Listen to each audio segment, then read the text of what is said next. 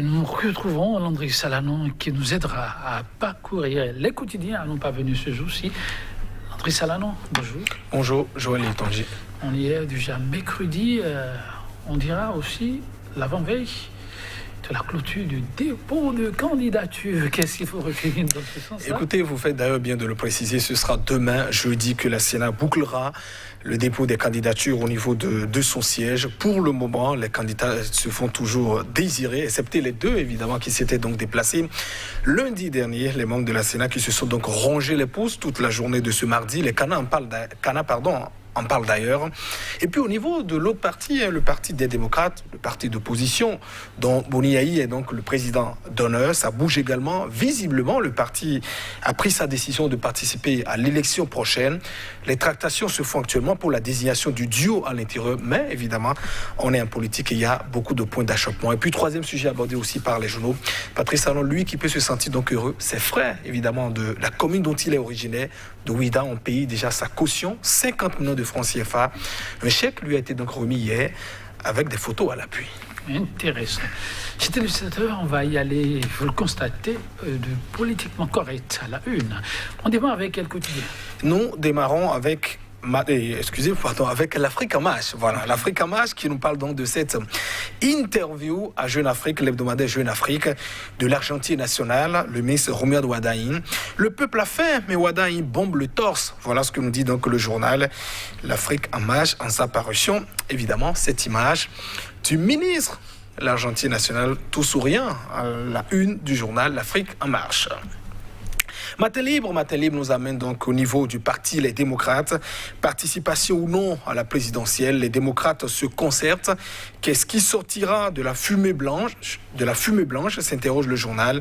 La Sénat était donc oisive hier, on dit par ailleurs le quotidien. Et puis renforcement du tissu social collectif, les assurances de Romuald Wardani, publiées par le journal Matin Libre en sa parution du jour.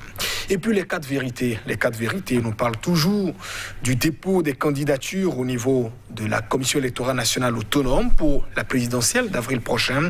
Un candidat de l'opposition sera donc à la Sénat ce jour, le journal qui semble donc être dans le secret. Ou les secrets. Et puis, choix du duo à la présidentielle de 2021. La concertation est donc entamée au niveau du parti Les Démocrates.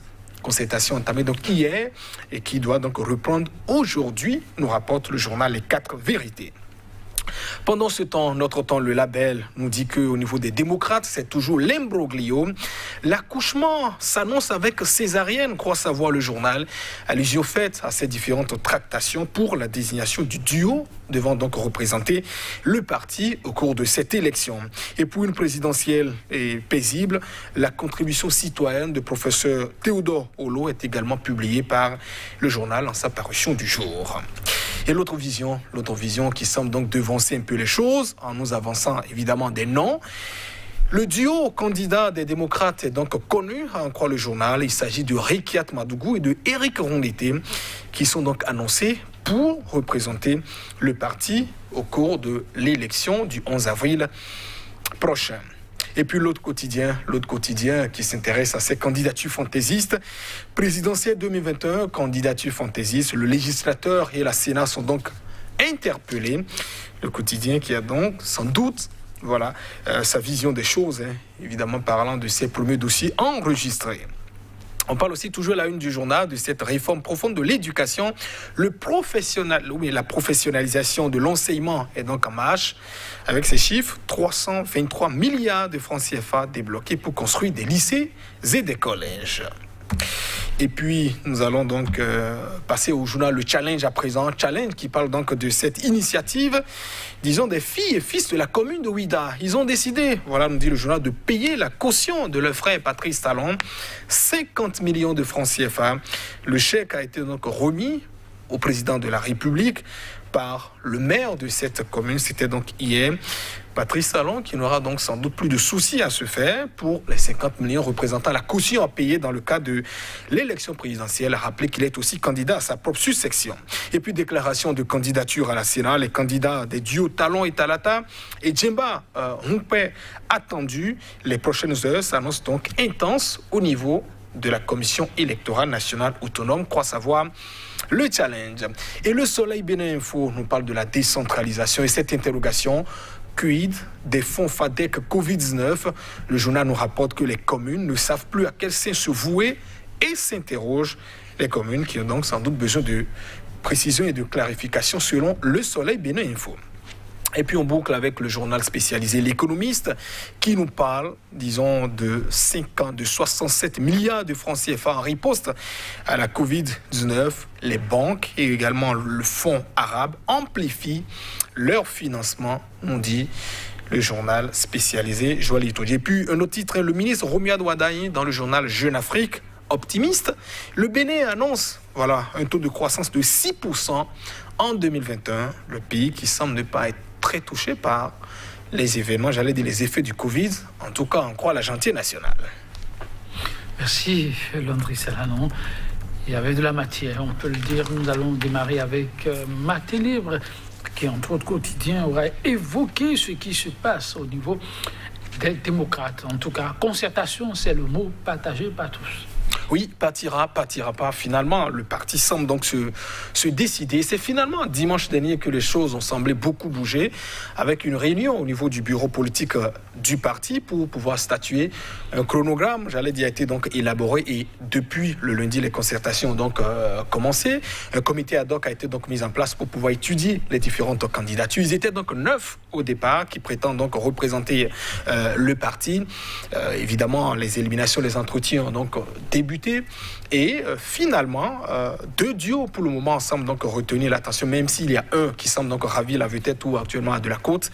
Les 2 duos, en tout cas, Rikiat Madougou, Eric Ounete ou bien Eric Ounete, Rikiat Madougou. Et puis le deuxième duo, il s'agit de Yakubu Biosawe, l'ancien directeur de cabinet, disons de la BOAD. Et puis de l'ancien ministre également de Boniaï, il s'agit de Moïse Kérékou, voilà le deuxième duo qui se forme actuellement. Mais il faut pas se leurrer, il faut trancher le duo qui semble recueillir pour le moment l'avis favorable de la plupart, ou qui semble réussir le test, en tout cas dossier pour le moment limpide au niveau du parti, en croix l'élément du parti, c'est le duo Rikiat Madougou, ancienne ministre de Boni-Yahi aussi, et également Eric Ounete qui est d'ailleurs le président du parti, ou Eric Ounete, Rikiat Madougou.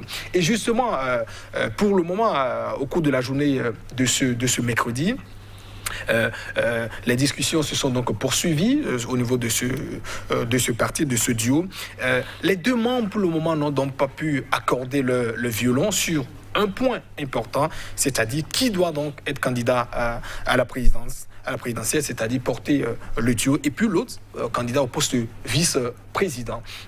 Visiblement, les ententes, les discussions n'ont pas permis d'avancer sur cette question. Et ce qui a été donc retenu, c'est que aujourd'hui mercredi, on laisse la possibilité c'est-à-dire au couple Rikiat Madougou, Eric Ounete de pouvoir s'entendre entre eux et de choisir visiblement qui sera donc le porte-étendard, et l'autre donc va donc représenter le candidat au poste de vice-président. Alors l'autre question qu'on doit se poser, c'est savoir est-ce qu'actuellement le parti peut se targuer de réunir, du dit, nous avons déjà les parrainages, ainsi de suite. La position initiale du parti Les Démocrates est de dire, évidemment, que nous ne négocions pas le parrainage pour participer donc à ces élections. Évidemment, si le test est maintenu jusqu'en l'état et que nous sommes donc à 24 heures, disons, de la clôture des dossiers, c'est dire que visiblement, en tout cas pour contrôler cette pièce, la liste des parrains devrait donc, figurer. Il ne faut pas se leurrer, on est donc en politique. Il y a jusqu'à peine 72 heures que le parti a finalement tranché en disant nous allons donc aux élections, et les informations qui nous parviennent, c'est que, évidemment, des contacts se prennent par rapport aux parrains pour obtenir les 16 parrains pour pouvoir prendre part à cette élection présidentielle. Alors, wait and see, comme disent toujours les Anglais, on attendra de voir d'abord comment recueillir l'unanimité au niveau de ce parti, et que le duo, c'est-à-dire Rikiat Madougou et Eric Ounete, puissent s'entendre évidemment sur qui est candidat au poste de président et qui sera donc candidat ou candidate, voilà, je préfère le dire de cette manière, au poste de vice-président. Ce qui est sûr, c'est que ce parti qui s'affiche de plus en plus, où l'évidence se montre aussi, comme l'aile due à la gouvernance de Patrice Talon. On rappellera peut-être à toutes fins utiles que le parti Les Démocrates regorge beaucoup plus de, disons, des personnes, d'anciens membres des forces Corée pour un béni émergent, l'aile dure notamment, Boni Yahi, qu'on connaît très bien, très opposé aussi à la gouvernance de son successeur, Patrice Talon, est d'ailleurs le président d'honneur de ce parti. Et sur le plan politique, il faut aussi le constater, FCBE a beau peut-être se targuer aussi d'un parti d'opposition, visiblement, comme on le dit, on ne cache pas le soleil avec des doigts. Progressivement, on est donc en train de voir sur le terrain que les démocrates, on l'a toujours aussi affirmé, c'est le parti qui s'affiche de plus en plus, est en train de s'asseoir progressivement, en tout cas, de considérer que c'est, voilà, jouer pleinement, j'allais dire, son rôle de parti d'opposition. Alors, le chef de l'État sur le terrain, Joël Yetonji, avait promis en tout cas que ces élections seraient donc inclusives. Beaucoup avaient dit, est-ce qu'il faut croire à Patrice Talon, le créditer de bonne foi? Pour d'autres également, c'est de mettre le chef d'État Patrice Talon à l'épreuve. Il avait dit, par exemple, aussi que même si, dans une démocratie, ça n'est pas de bons propos, parce qu'il ne s'agit pas à un chef de parti, même si ça n'est pas officiel, les deux partis, les deux blocs le soutiennent quand même, de dicter les règles quand même d'une loi 1901, c'est-à-dire le principe, c'est la liberté de constitution des partis politiques. Il ne revient pas, disons, à un membre, à un acteur politique de dire, voilà, c'est moi qui dicte les lois pour le faire. Donc, alors même si ça n'est pas normal, on avait beaucoup eu de doutes également sur la question du récépissé des forces corées pour du Parti des démocrates. Le parti a finalement eu. Et moi, je crois que cette fois-ci, Patrice Talon est encore éprouvé par rapport à toutes ces paroles qu'il a prononcées sur le terrain. L'élection sera inclusive. Il avait dit, souvenez-vous de cette parole, les démocrates auront le parrainage s'ils désirent de se présenter aux élections. Je crois que la première étape est donc en train d'être franchie pour le parti qui décide d'aller à la présidentielle. Reste maintenant au chef d'État Patrice Talon, qui s'est vu, en tout cas tout au long de ce mandat, dont les propos ont été interprétés, à tort ou à raison, confronté également, je veux parler par exemple de cet engagement de mandat unique. Monsieur le Président de la République, je crois qu'il a une fois encore l'occasion de prouver à ceux qui ont toujours tort, y compris peut-être moi, Joël Yetonji, de ne pas forcément croire à la parole du chef de l'État quand il dit, me fondant ou nous fondant quand même sur des éléments, des précédents, de prouver une fois encore à la face du peuple béninois, de son peuple, également de la communauté internationale, qu'on a tort de fouler cette année, de ne pas forcément croire à ce qu'il dit, même si je rappelle qu'en démocratie, ce n'est pas de mon propos. Donc, il croit, c'est que le parti, les démocrates, obtient les parrains, ainsi que d'autres partis politiques ou d'autres candidats qui voudraient aussi également présenter des candidats à cette présidentielle.